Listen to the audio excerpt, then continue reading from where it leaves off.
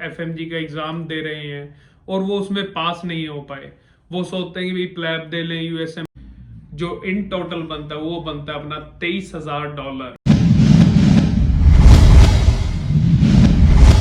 Hello everyone, I am Dr. Kubesh Sharma. Welcome back to my channel. I hope you all are doing well.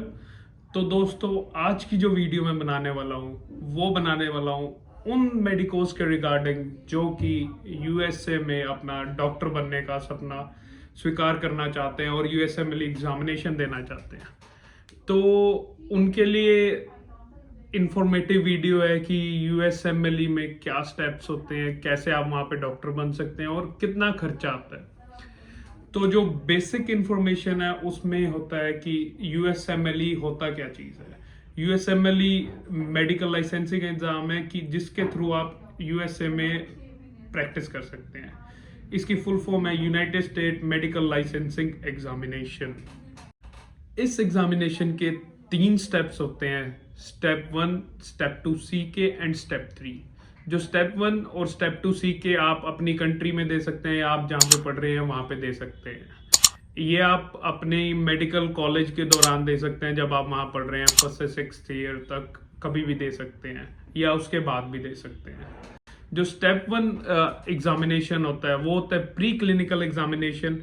जो step 1 exam होता है वो होता है 8 घंटे का एग्जामिनेशन, जिसमें 60 मिनट के 7 ब्लॉक्स होते हैं और इसमें जो क्वेश्चंस रहते हैं वो 280 से कम रहते हैं। Step 2 CK means clinical knowledge. Step 2 CK में क्या रहेगा, जो क्लिनिकल सब्जेक्ट्स आते हैं उनका एग्जामिनेशन रहेगा। ये 9 घंटे का एग्जामिनेशन है और ये 8 ब्लॉक्स में बंटा हुआ है 60 मिनट से, और इसकी जो क्वेश्चंस होते हैं वो 318 से कम रहते हैं। तीसरा जो एग्जामिनेशन होता है जो आपको यूएस से जाके देना होता है वो होता है स्टेप 3। स्टेप 3 एग्जामिनेशन में 2 तरह के एग्जामिनेशन होते हैं और ये 2 दिन का एग्जामिनेशन होता है। जो पहला दिन होता है वो होता है FIP, फाउंडेशन इन मेडिकल प्रैक्टिसेस, और दूसरा होता है ACM। जो FIP होता है वो होता है 232 क्वेश्चन का एग्जामिनेशन। बेसिकली जो भी बता रहा हूं मैं वो सारे MCQ बेस्ड क्वेश्चंस होते हैं, और ये 7 घंटे का एग्जामिनेशन है, 6 ब्लॉक्स में बटा हुआ है। दूसरा है ACM एग्जामिनेशन जो कि 9 घंटे का एग्जामिनेशन है और 180 MCQ होते हैं, 6 ब्लॉक में बटा होता है। और उस एग्जामिनेशन के बाद होता है 13 केस सिमुलेशन दिए जाते हैं आपको, जिसमें आप पेशेंट से इंटरेक्ट करते हैं, उनसे बात करते हैं, उनकी दिक्कत सुनते हैं, और जो फिजिशियन होता है वो आपको ऑब्जर्व करता है कि आप कैसे उसको दवाई लिख रहे हैं, कैसे आप बात कर रहे हैं, कैसे उसकी हिस्ट्री टेकिंग कर रहे हैं। तो ये सब होता है उसके अंदर। स्टेप 3 एग्जामिनेशन सबसे लास्ट एग्जामिनेशन होता है और इसी के बेसिस पे ही आपको मेडिकल प्रैक्टिस करने का लाइसेंस मिलता है यूएसए के अंदर। तो अब बात कर लेते हैं जो स्टेप्स है, इन सारे स्टेप्स की फीस स्ट्रक्चर क्या रहता है। जो स्टेप 1 होता है उसकी जो फीस होती है वो होती है $975, और अगर आप यूएसए में वो स्टेप नहीं दे रहे तो उसके $180 आपको सर चार्ज लगेंगे। ये जो डॉलर की बात कर रहा हूँ ये सारे US डॉलर्स में है। तो स्टेप 1 की ओवरऑल फीस होगी $1155। सिर्फ ये फीस नहीं होती, इसके बाद आप रिसोर्सेज लेंगे, और इनके रिसोर्सेज इनके लिए स्पेसिफिक ही होते हैं यूएसएमएलई के लिए, जिसमें आता है आपका यू वर्ल्ड क्वेश्चन बैंक है, जिसकी कॉस्टिंग होती है $370 के आसपास 3 महीने की। तो वो आप पे डिपेंड करता है आप कितने टाइम में आप अपना स्टेप निकाल रहे हैं और कितने टाइम का आपने लेना है। फर्स्ट एड है जो इसकी मेन बुक है, ये तो मस्ट होती है, हर एक स्टूडेंट के पास होगी। बाकी सारे जो रिसोर्सेज है वो बदलते रहते हैं। फिर तीसरा आता है बोर्ड्स एंड बियॉन्ड्स। इसमें सारी सब्जेक्ट्स की वीडियोस होती हैं और आप इसमें से मटेरियल लेके इसमें से पढ़ सकते हैं, जो कि $129 का रहता है 3 महीने के लिए। और एक होता है स्केची, जिसमें फार्मा और माइक्रोबायोलॉजी के एनिमेशंस बना के उनको काफी इजी किया जाता है। जो अपना अगला आ गया वो है पैथोमा, जो कि पैथोलॉजी के लिए यूएसएमएलई स्पेसिफिक बुक है। उसकी जो कॉस्टिंग रहती है वो कुछ $85 की रहती है। और उसके बाद ये सब पढ़ने के बाद आपको क्वेश्चन बैंक में आपने क्वेश्चन लगा लिए, सब पढ़ लिया, इसके बाद आपको अपनी असेसमेंट करने के लिए NBMEs देने होते हैं। NBMEs क्या होते हैं? ये नेशनल बोर्ड ऑफ एग्जामिनेशन के USMLE से मिलते जुलते एग्जामिनेशन होते हैं, उसी की तरह लिए जाते हैं। और इसका कुछ खर्चा रहता है $180 और 3 NBMEs देने होते हैं आपको। तो ये सब कुछ मिला के जो टोटल खर्चा है स्टेप 1 का, वो रहता है कुछ $2500 से $3000 का। अब जो इसको पास करने के बाद आप स्टेप 2 CK देंगे, इसमें ऐसा नहीं होता कि आप स्टेप 1 दें या स्टेप 2 CK। आप स्टेप 2 CK भी पहले दे सकते हैं, स्टेप 1 भी पहले दे सकते हैं, डिपेंड करता है। अगर आप फर्स्ट से थर्ड ईयर तक दे रहे हैं तो आप स्टेप 1 देना चाहिए, आपको प्री क्लिनिकल अच्छे आते हैं। अगर आप MBBS के बाद दे रहे हैं आपके, क्योंकि क्लिनिकल सब्जेक्ट उस टाइम स्ट्रांग होंगे, तो आप स्टेप 2 CK भी दे सकते हैं। पर कहा जाता है कि स्टेप 1 ही स्टेप 2 CK का बेस है, तो स्टेप 1 पहले दे तो अच्छा रहता है। स्टेप 2 CK में जो अगला एग्जामिनेशन है अपना, स्टेप 2 CK की जो फीस रहती है वो सेम होती है $975, पर इसका सर चार्ज थोड़ा सा ज्यादा है, जो कि होगा $200। इसका टोटल हो गया $1175। और जो रिसोर्सेज मैंने बताए हैं उसको मिला जुला के ये भी कुछ सिमिलर 2000 से 2500 से $3000 के बीच में $3000 के बीच में पड़ जाता है। आपने स्टेप 1 दे दिया, स्टेप 2 दे दिया, फिर आपको एक और एग्जामिनेशन देना होता है जो कि मेडिकल से थोड़ा सा रिलेटेड होता है, पर मोर रिलेटेड होता है इंग्लिश के। उसको कहते हैं OET, ऑक्यूपेशनल इंग्लिश टेस्ट। तो ये देना होता है, इसका कुछ खर्चा आता है $500। इसके बाद आपको जाना होगा US से, आपको वीजा अप्लाई करना होगा जिसका टाइप होता है B1 या B2, और जिसका खर्चा रहता है अप्रोक्सीमेटली $170 के आसपास। आपको वीजा अप्लाई करते टाइम एक चीज ध्यान रखनी होगी कि जो फ्लाइट्स होगी वो राउंड ट्रिप की होगी, मतलब टू एंड फ्रो, मतलब जाने और आने की दोनों की फ्लाइट होगी। सिंगल साइड की फ्लाइट पे आप नहीं जा सकते। तो ये हो गया, इसका कुछ खर्चा आएगा $1000 से $2000, डिफर करता है टाइम टाइम पे। कभी $2500 की भी हो जाती है, कभी 3000 की भी हो जाती है। मतलब नॉर्मली $1000 से $2000 का प्राइस चलता है। वहां जाके आपको करने होंगे इलेक्टिव्स।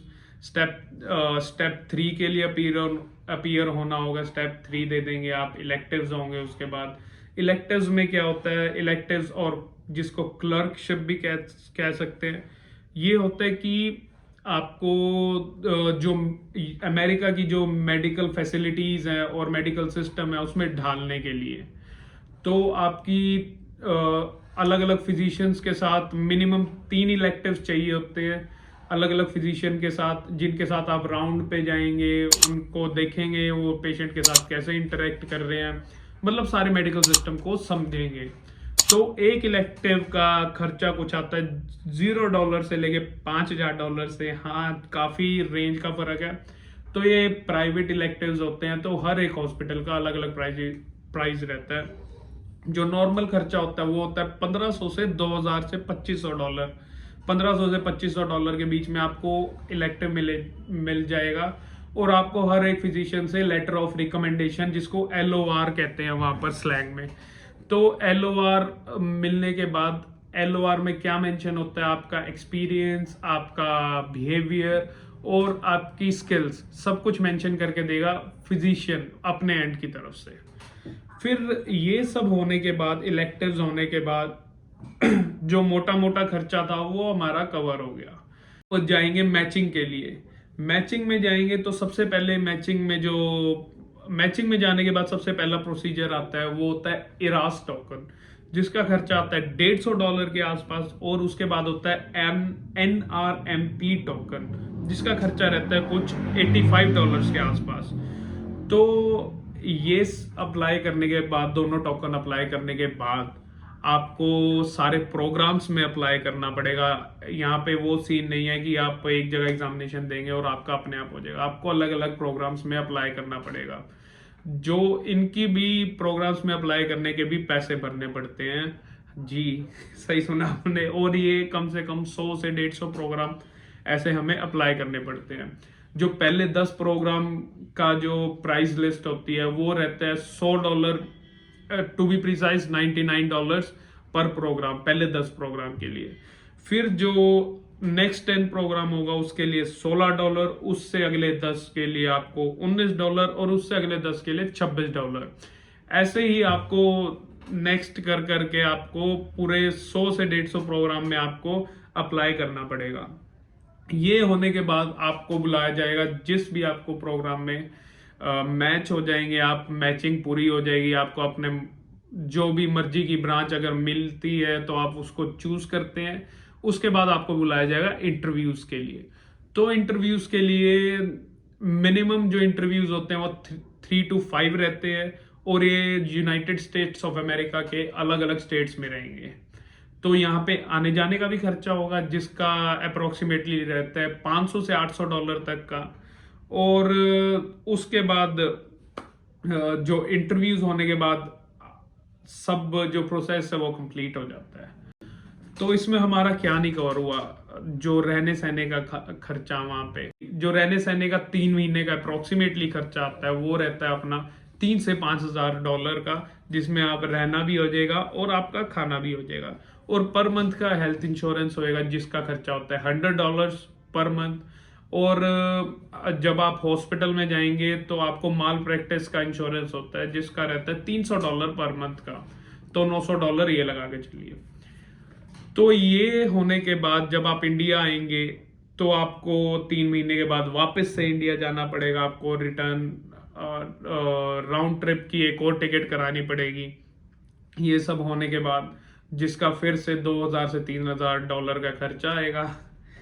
जी मैं समझ रहा हूँ आपकी बात कि ये इतना सारा खर्चा गिनवाई जा रहा है, पर ये ट्रुथ है। मेरे को भी, मैंने 3rd ईयर में जब EFMG में अप्लाई करा था, मेरे को भी नहीं पता था कि भाई ये इतना सारा खर्चा आ जाता है, पर ये सब करना मस्ट है और ये करना ही पड़ता है। तो इस काफी लोग इस बुलेखे में है कि $975 की 2 एग्जामिनेशन आएंगे, दैट्स इट, पर ये ऐसा बिल्कुल नहीं है। तो उसके बाद आप इंडिया आएंगे, राउंड ट्रिप की फिर से टिकट कराएंगे, फिर आपका J1 वीजा लगेगा जिसका खर्चा कुछ $500 से $1,000 का आएगा। तो दोस्तों ये जो सारा प्रोसेस था इसका ये कॉस्ट है USMLE पास करने का, वहां पे डॉक्टर बनने का। जब आपको मैचिंग हो जाएगी तो पूरे खर्चे का वो मिला के जो इन टोटल बनता है वो बनता है अपना $23,000, जो कि अप्रोक्सीमेटली होता है अपना 20 लाख के आसपास, टू बी प्रिसाइज 19,40,000 के आसपास ये रहेगा।